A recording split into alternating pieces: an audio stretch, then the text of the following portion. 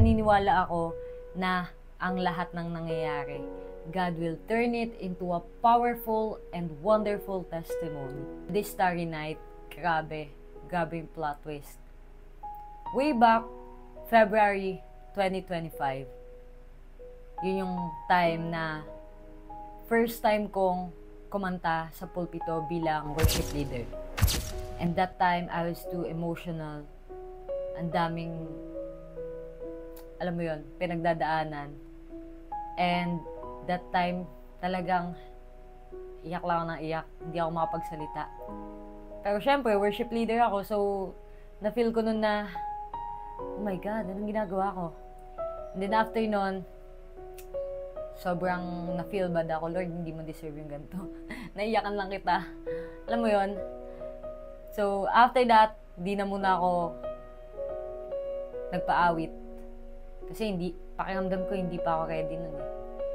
At nagkaroon din ng problem nun. So, that time ko nagpaawit pa ako at may problem ako, feeling ko, mas lalong hindi ako makakapagsalita nun sa pulpito once na nag-lead ako eh.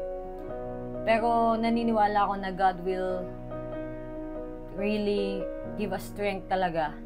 At alam mo yon na ihahanda ka talaga niya.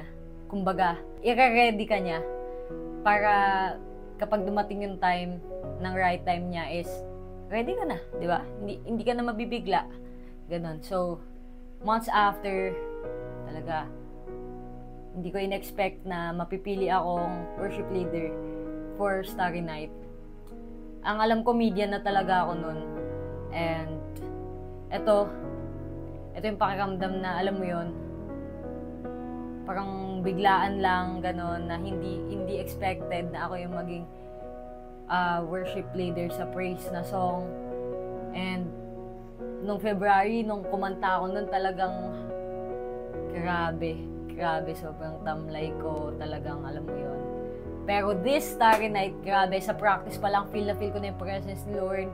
Sa practice pa lang, feel na feel ko na yung Holy Spirit na, Lord, alam mo yun, yung hindi ka natatakot, ganon. Hindi takot yung nararamdaman ko nung practice pa lang, simula practice pa lang. Kasi I know na si Lord yung nandun. Once na mag-start yung praise and worship, hindi ako yon, si Lord yon. Lahat ng salitang babanggitin ko, hindi ako yon, si Lord yon. So, alam mo yon, grabe. And itong naging practice namin, grabe yung feeling ko, talagang pakiramdam ko ni ready talaga ako ng Panginoon. Dahil alam niyang ibibigay niya tong araw na to, na hindi ko na maalam na ibibigay niya talaga. So, grabe yung fulfillment sa puso, grabe yung Lord, alam mo yon, grabe yung goosebumps, grabe yung ramdam na ramdam mo yung presence ng Panginoon, grabe yung hindi ko ma-explain. So, ito yung naging practice namin.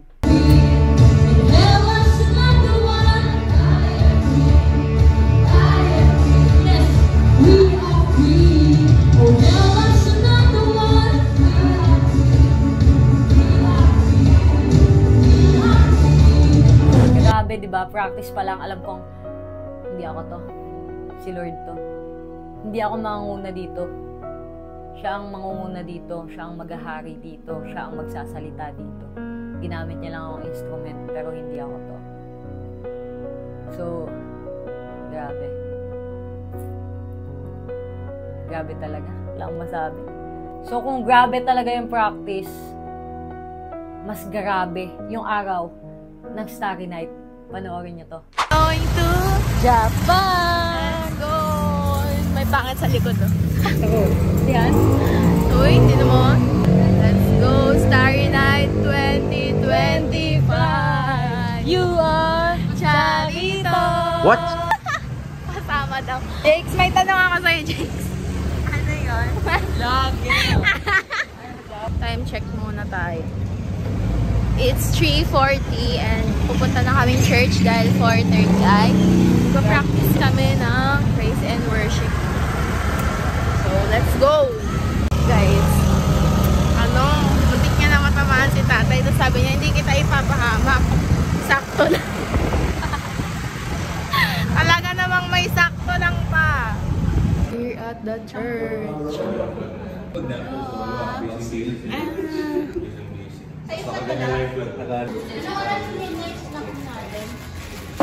Palagyan mo lang. 11:30. Ay, magpapalit na po kami. Nagdakong. We're here at church. Patay tayo na, please. Ito ako. Ito kami. Ay, di naman may naman kayo sunod. Kayo sunod. Wala ko gagamba. Tingnan mo ka namin doon. Ito pala. Masaya ka? Yes. Ang may client. Lala.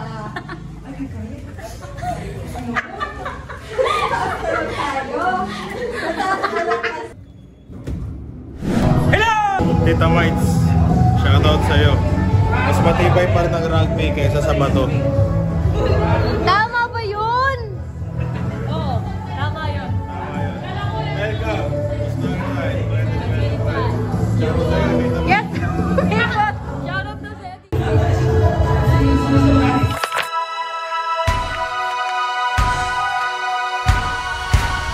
As we see your glory, we sing your holy. Hope will rise inside us. Hope will rise inside as we see your glory, your grace unfolding. You are worthy,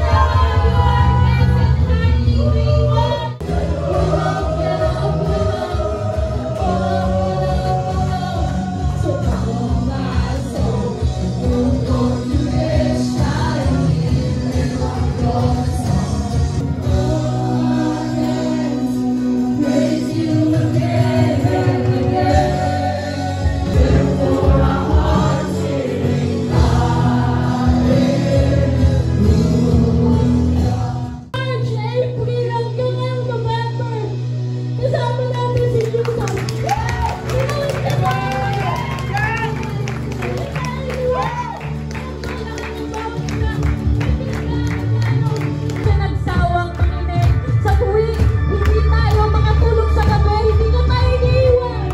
Sa tuwing hindi tayo makakain, hindi ka tayo pinapabayaan.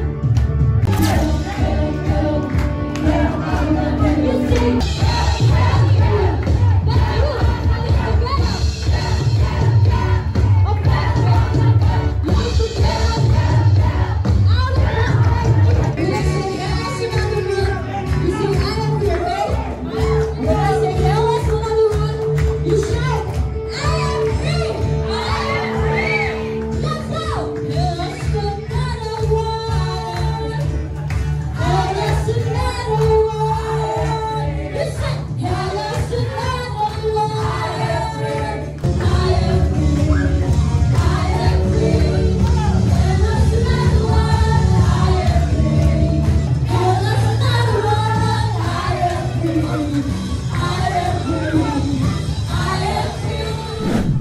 Sa Starry Night, meron tayo tinatawag na tribes.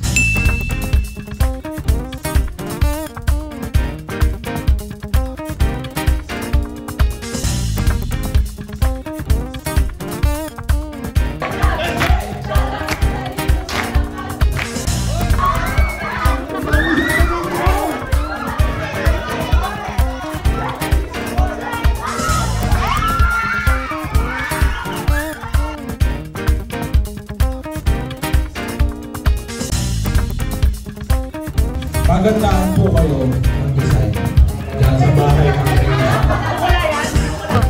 Nagde-design ng ano. Tingnan mo naman yun. Tapos ka pala yung pagkain.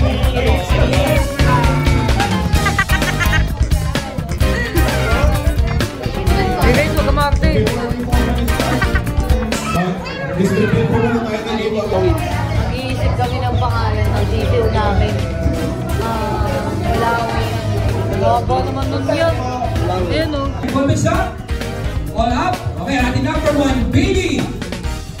Guess it now.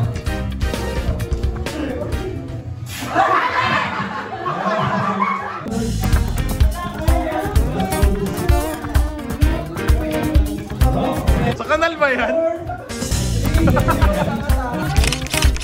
Ito yung maging pahinga natin. Tulad kanina, di ba? Na pag nag-worship tayo sa Panginoon, talagang nilet go natin lahat ng daladala natin. We let down our worries. talagang iniwan mo natin ito sa Panginoon. What happened that time is kung sa liwanag na nakita niya sa room, is nabulag siya. Nung nabulag siya, masabi niya, kayo po ba ang Panginoon? At nagpaalala sa kanya ang Panginoon. So Holy Spirit, God is talking to you right now. He's encountering you right now.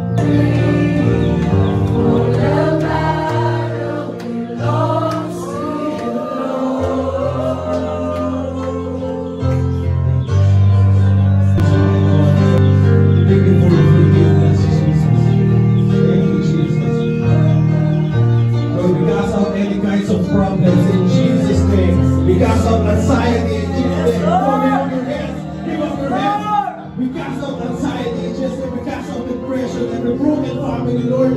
Ikaw ang pangalan magpuno, Panginoon. We will not worry because we are here for Panginoon. Sabi siya kasi mayroon lang kagal kasi ito siya ng tribe namin. Yung about grace, pinag-aralan natin sa preaching. And then, yung colorful siya kasi in-enable tayo ni Christ na maging crazy. Okay, bakit din yung design ng YouTube? Wala lang po kami maisip. Pero inspired po siya sa Noah's Ark. Pero hindi po connected sa Ark. Yun na po masasabi ko. Kung nakikita niyo yung cross, ano ba ang nagawa ng cross sa atin? Di ba? Yun yung naging way para magkaroon tayo ng connection.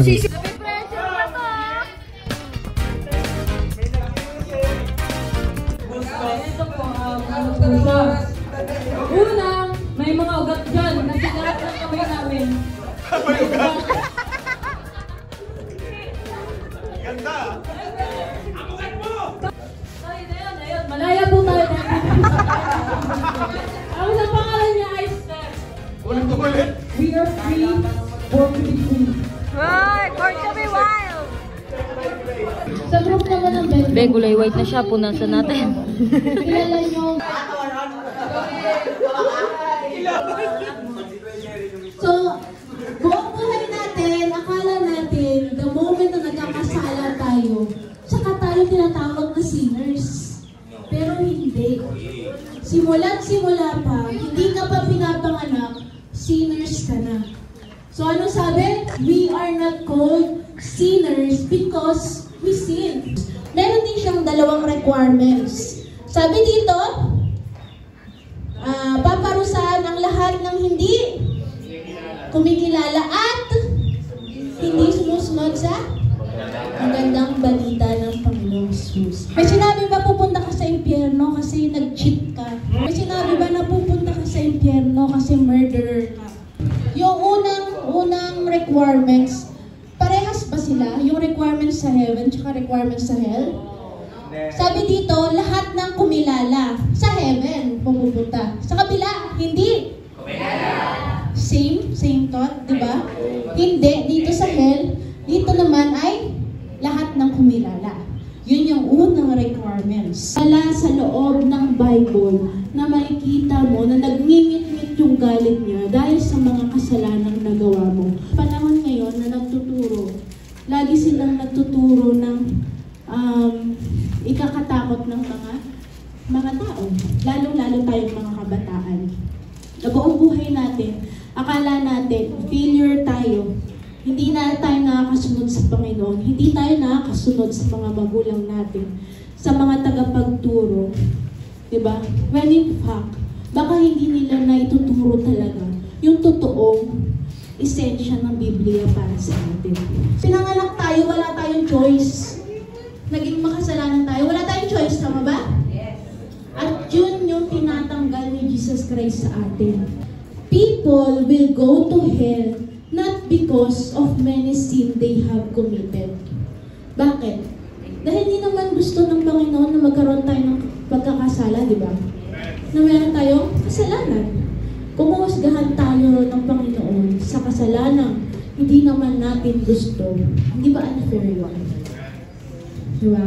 Napaka-unfair no? Kaya sabi dito, people will go to hell not because because of many sins they have committed. They will go to hell only because of one sin. They have rejected the grace of God. Kapag tanggap ba sa Panginoon, may choice kayo. May choice ba kayo? Yes, di ba? Kaya sinabi ng requirements sa heaven ay yung kumilala kay Jesus Christ at yung sumampalataya sa ginawa niya sa krus ng Kalbaryo. As easy as that. Sabi dito, they will go to hell only because of one sin. They have rejected the grace of God. Lahat na tayo nakatanggap na ng grace ng Panginoon. Amen. And alam ko right now, sa mga kabataang bago, this is the right time ng Panginoon na sabihin sa inyo na you are all loved by God. Regardless kung ano yung ginawa nyo buong buhay nyo, regardless kung ano yung past na pinanggalingan nyo, lahat kayo may chance na tanggapin yung totoong gospel na binigay ng Panginoon. For God did not send His Son into the world to condemn. Diba? Napakasarap pakinggan na pinadala si Jesus Christ, hindi para i-judge tayong lahat, pero buong buhay natin, akala natin, kapag gumawa tayo ng kasalanan, i-judge tayo, hahatakin tayo sa impyerno. So sabi dito, but that the world might be saved through Him. Now, ate, balik tayo dun sa question na paano pag nagkakasala? Okay lang pala magkasala, sa langit rin mo wala kang pupunta eh. The moment na tinanggap mo si Jesus Christ, doon kanya i-judge kung pupunta ka sa heaven or hell. But dito pa lang sa lupa, lahat ng ginawa mong kasalanan, dito ka magbabayad.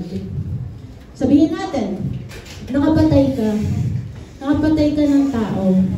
So, anong dapat para sa'yo? Makulong, di ba? So, dito sa lupa, makukulong ka. Pero once you accept Jesus Christ, you have the opportunity to change your life and go to heaven. Yes, so, ayan. Dahil nga hindi tayo kinakondam ng Panginoon kung ano yung ginawa natin. Kung hindi, kung ano yung tinanggap natin. So, tinanggap ba natin si Jesus Christ? And kung sinasabi mo sa sarili mo, hindi mo pa natatanggap, later, we will give you chance na matanggap si Jesus Christ sa inyong mga buhay. Itong babaeng Samaritana na to, alam nyo ba na meron siyang tumataginting na 5 asawa. Ano ginawa ni Jesus Christ? Sinabi niya ba, malandi ka? Hindi! Sinabi ba niya? Hindi! Kasi parang ganun yung pinoportray ng buong mundo kapag nagkakasala ka, tama ba? Opo. Magmura ka pa nga lang, wala kang kinabukasan. Siya nga po. Diba? Pero nakita niya itong babaeng ito, nandun sa paanan ng balon, meron siyang 5 asawa, pero sabi ng Panginoon, dahil alam nga ng Panginoon na never siyang nasatisfy, kaya umabot siya na hanggang 5 asawa. Kasi hindi niya makuha yung pagmamahal na gusto niyang makuha. Kung kaya't, anong sabi ng Panginoon sa kanya? Painumin mo ako, at sa balong ito, ang lahat ng iinom, kailanman hindi na mauuhaw. Diba? That's the grace of God.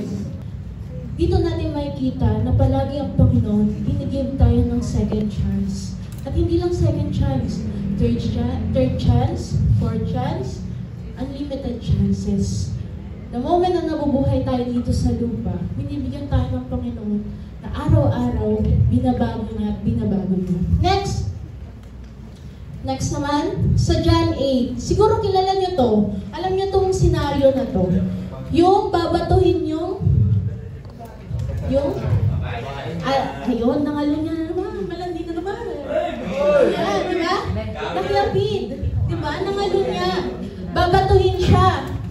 Ngayon, si Jesus Christ ba may kasalanan? Si Jesus na deserve na bumato dun sa babae, hindi niya ginawa. Dahil lang sabi niya, get up and sin no more. Yun ang sinabi niya sa babae. Hindi niya sinabi na, deserve mo yun, girl. Deserve mo yun eh. Deserve mo yun eh. Kumakatutog ka kasi. Diba? Hindi niya sinabi yun para magbago yung tao. Hindi niya dinikdik yung tao dun sa kasalanan nagde-define dun sa tao na yun. Kung hindi, liname niya yung victory dun sa buhay ng tao na yun. Amen ba? Amen. Diba? Ay, sabi niya, tumayo ka dyan. Before that pala, sabi niya, sige. Sabi ng Panginoon, ang walang kasalanan ang unang bumato. Pero walang bumato sa kanila. Binitawan nila ang bato at umalis. Doon niya sinabi sa babae na, tumayo ka and sin no more. Liname niya liname ka doon sa babae, na yung babae na yun ay hindi na magkakasala. Sa lahat ng ginawa nating kasalanan, sa buhay natin, pilit pa rin niyang nahahanapan ng magandang bagay. Dahil gusto ng Panginoon, magpatuloy tayo sa buhay at pagpatuloy yung magandang plano ng Diyos sa buhay natin. Amen ba? Amen! Guys, alam ko naantok na kayo, pero basahin natin to. Basahin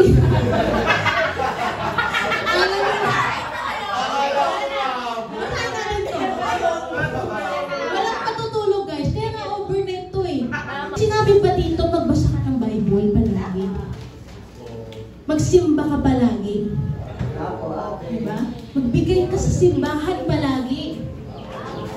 Magbigay ka sa mga nangangailangan. Wala, diba? Pero, don't get me wrong guys, lahat ng bagay na yun ay maganda at makaka-benefit siya sa atin. Pero, when we obtain our salvation, hindi siya necessity. Kasi sabi dito, for it is by grace. Ano yung pinag-aaralan natin kanina? Law versus grace. Amen.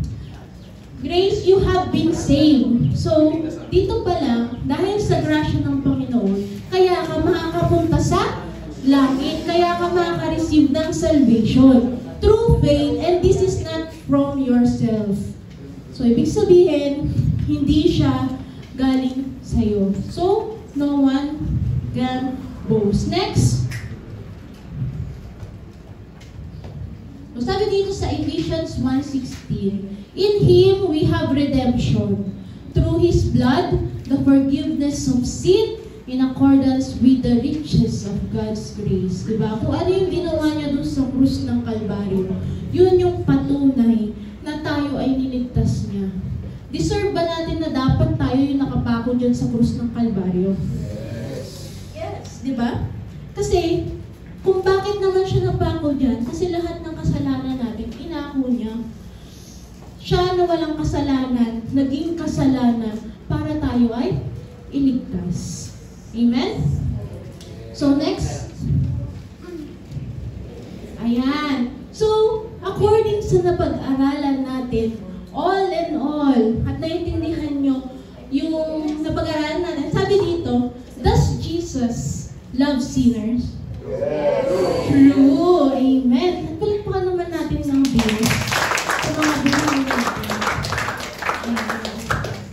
Yung eyes mo. And i-visualize nyo yung story na ibibigay ko sa inyo. Just so imagine na tayo yung bida dito sa kwento na to. Ayan. Habang naka-close yung eyes natin, imagine na tayo yung bida. Yung bida sa kwento na ito. Pero hindi, tayo yung bangka na ginagawa ng bida. Sabi, may isang bata na tuwang-tuwa siya habang gumagawa ng bangkang papel. Yan. Lahat ng bagot pawis niya, ibinuhos niya para pagandahin yung bangkang papel na ito. Nilagyan niya pa ng pangalan sa ilalim ng bangka para malaman na sa kanya yun. And nung nabuo niya yung bangkang yun, tuwang-tuwa siya. Nilaro niya doon sa labas. Pinaanod niya sa ilog. Tuwang-tuwa siya the moment na ginawa niya to. Proud na proud siya na ginawa niya tong bangkang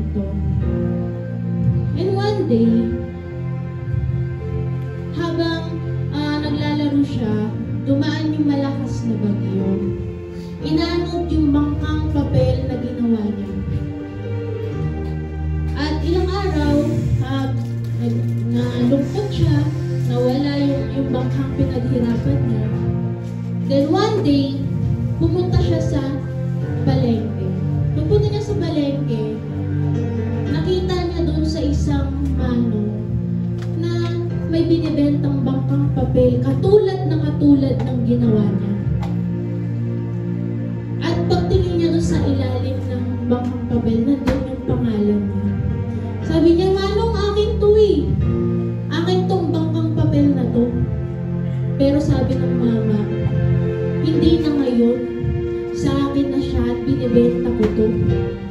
Sabi niya, kung gusto mo, mabawi yung bangkang papel na to, bayaran mo. Bayaran mo sa akin. Now, nag-isip-isip yung bata. Gustong-gusto niya yung bangkang papel na yun.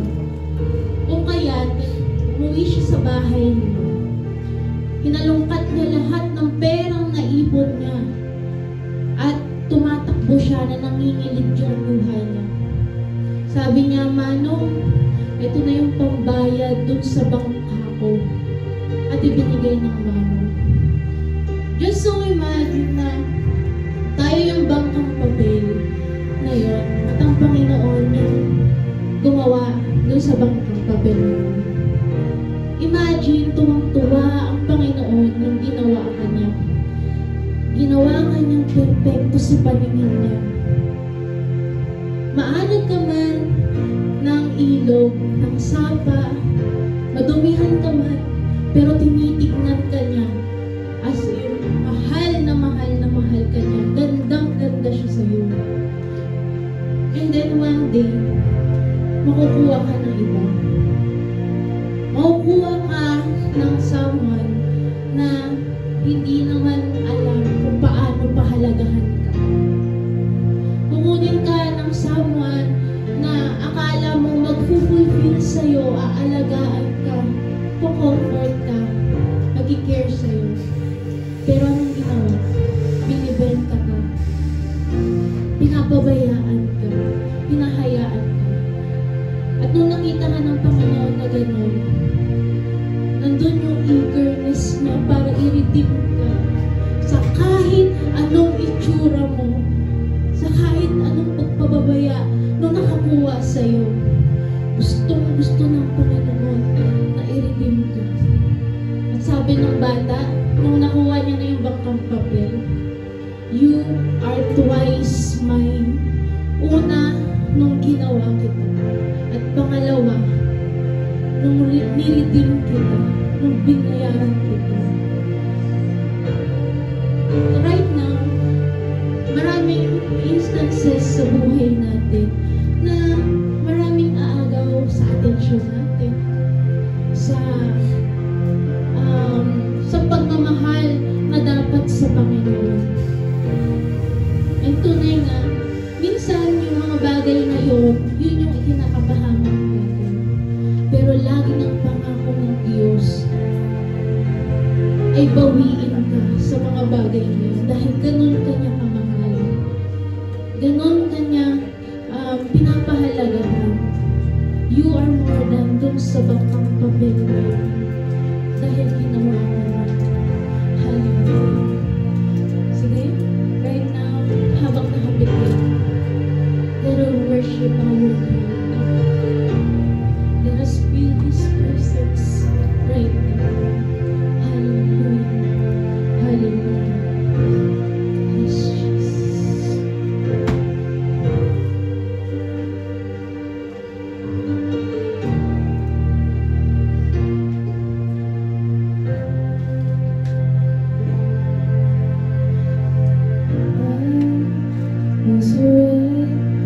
I remember where I was.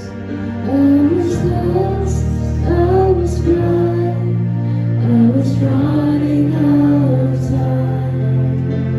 Sin, separate, living riches wasn't mine. For the cross I of the chasm will help me in your side.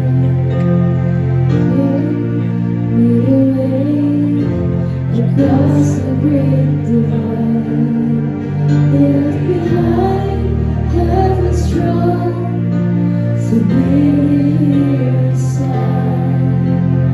There at the cross, you gave me there I own.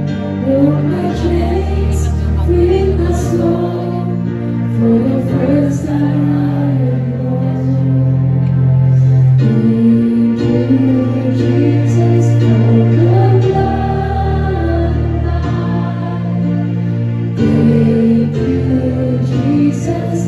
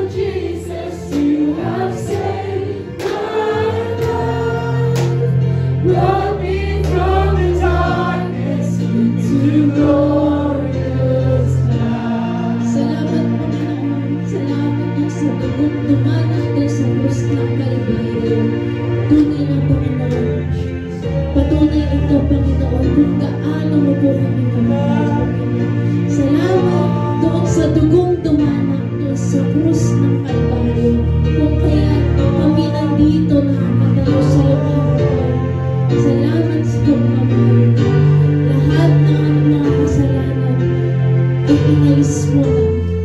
Tinubos mo kami doon sa kasalanan na hindi kami makakawala.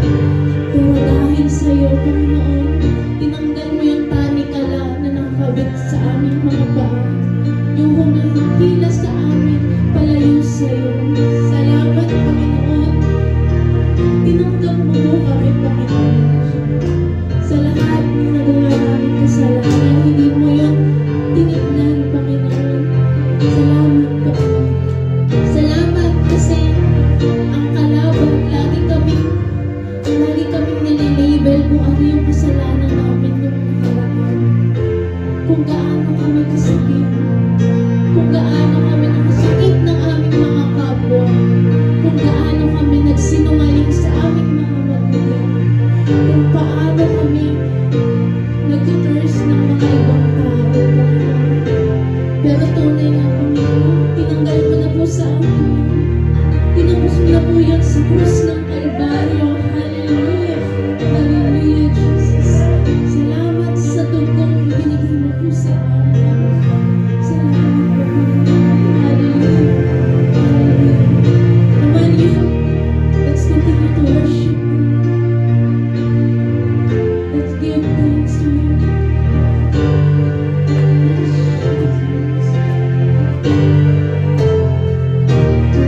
You already washed us. You as white as snow, Panginoon. Hallelujah.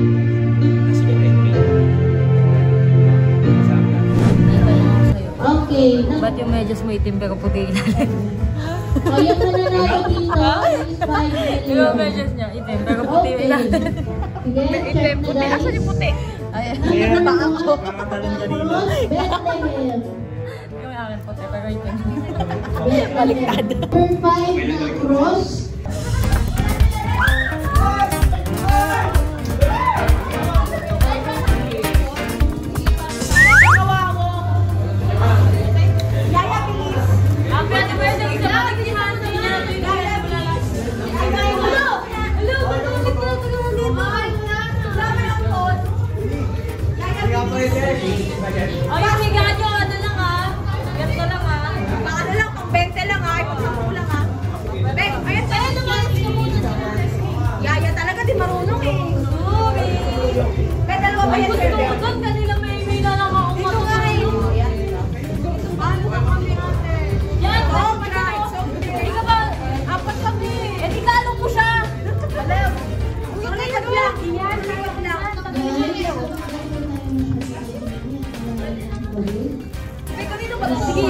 Kasha kayo dyan. Pwede yan,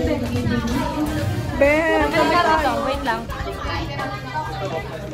Guys, it's currently, what time is it? Almost 2. Almost 2 of us. Wait lang po. 12 And Jen is eating herself.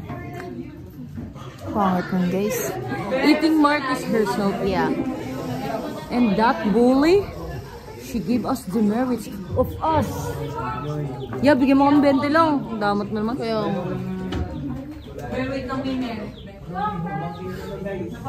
Pag nagbigayan si Kuya sa atin 20, the best Kuya ever in our lives. kaya nga. Pero parang hindi siya magbibigay. Sige, okay lang. Not the best. Not the bone. So, papahinga na kami, guys. Pero, tutulog ka ba, te?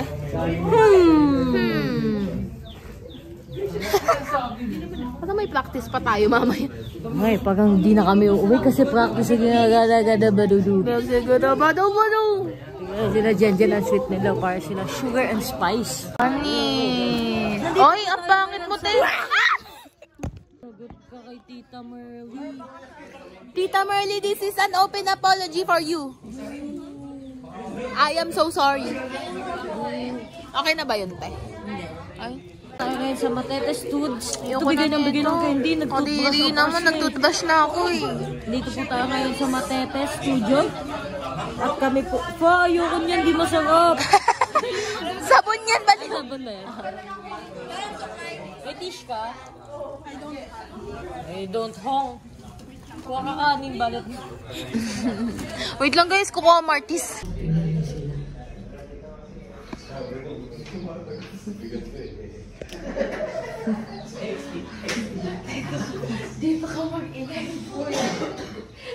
Kain na tayo tilong.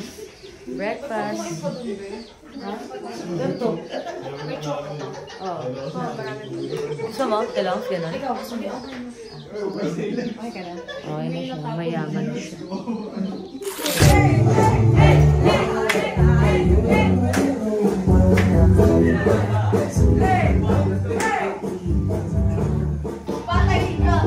Patay ka, Ate RJ! Ate RJ! Tawas po na to, 5 AM challenge. Kami po ay mag-start na po at natapusin na to ng mga 7 AM challenge. Alam nyo, dito ako. Hindi daw tumatagal ang sisiw sa lamig, so dito ko siya tinago. Hoy, hindi na siya umihinga. Baby, ang pangalan niya ay Kiro.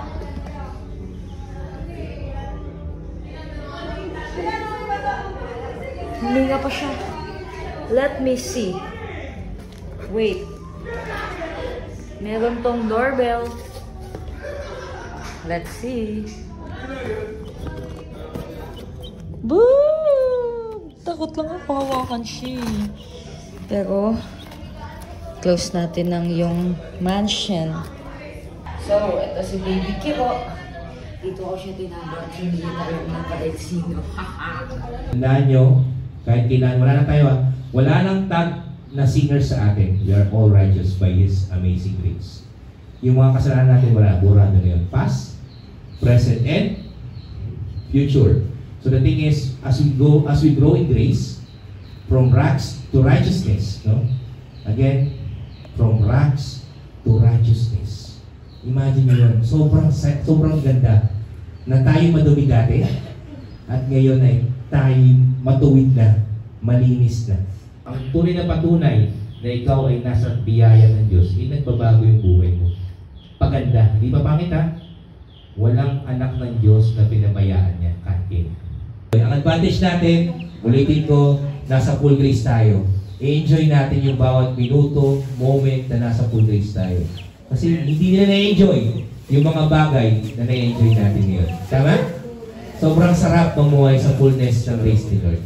Lagi, as in palagi. Yun. And again, from rags to righteousness, by the grace of God, no? Lahat tayo pinili. Kahit sa atin, bawat isa sa atin. Pinili tayo para maging anak niya at yakapin at mahalin niya ng paulit-ulit. Kaya ang pangwasin siya. Oh! Ayan. Ay! Ayan.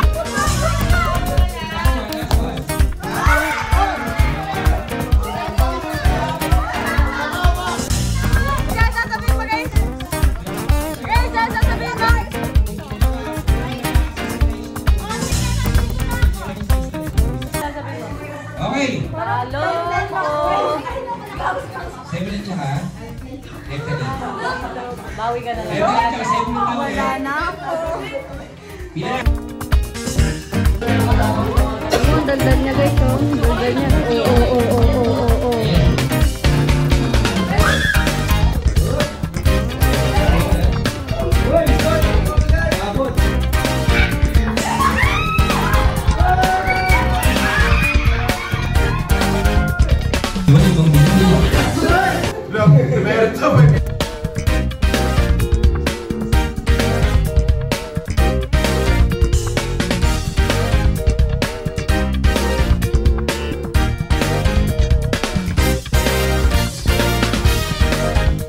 Saya no, tunay nga na hindi pinangako ng Panginoon na magiging madali ang buhay, pero pinangako niya na makakasama natin siya habang buhay. Kaya kagaya ko, ikaw, usad ka na rin dahil tinapos na niya at kinuha na niya ang mahirap na parte. Kaya tara, usad na tayo. Guys, it's currently 8:42 in the morning and tapos na ang Saturday night. And we're here. Nagpapalamig guys. Sobrang init sa labas. Para bang nasa Africa kami. Ano te? Ano ate? SK? Uy! Toot!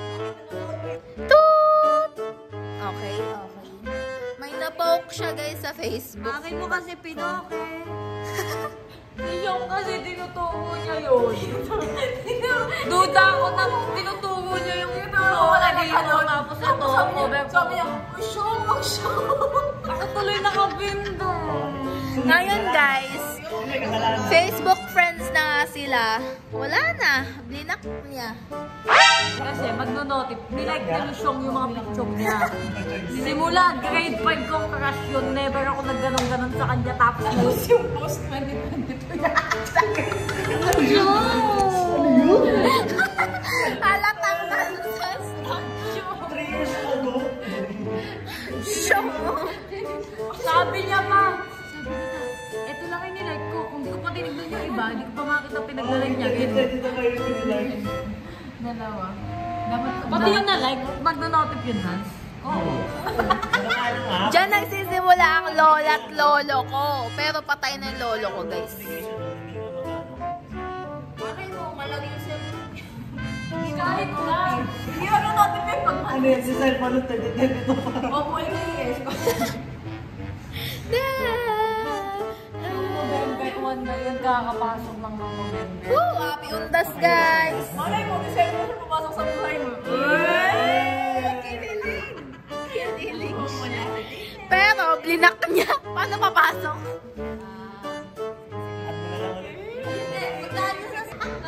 Punasan nga natin, parang andong cute ng camera. Naniniwala na ako minsan may aksidente din, Lord. Uy! Tinatanggap niya na, guys. Sabi ni Lord, Ikaw nag-i-indot dyan. kasi sabi wala. Napagalan eh. Ikaw nag-i-indot dyan eh. Sabi nga niya, hindi aksidenteng nagagawa mo ang mga ganong bagay. Uy, wala akong sinabing ganyan. Sabi mo kanina, Ikaw lang yun, guys. nandito tayo ngayon. Oh, yun na sinabi ko. Ba't mo dinagdagan? Oras na sa 8. Nagko-coke. Alam ng umaga, guys. Talagang nag-coke na kami kasi sobrang init. Sila lang pala. Si Tut. Tulalala.